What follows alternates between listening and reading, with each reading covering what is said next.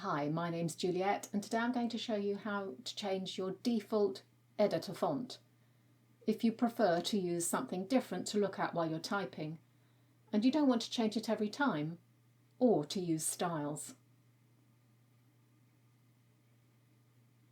Go to File and Options, select Editing and the Formatting tab. There you can choose whichever font and size you want and apply it. Any new document within your project that you create will now use your default editor font, but this won't change anything you've already typed. Don't forget though, this is only the editor font and not the font your manuscript will be compiled into, unless of course you compile everything as is. Even then, it won't affect your ebook font.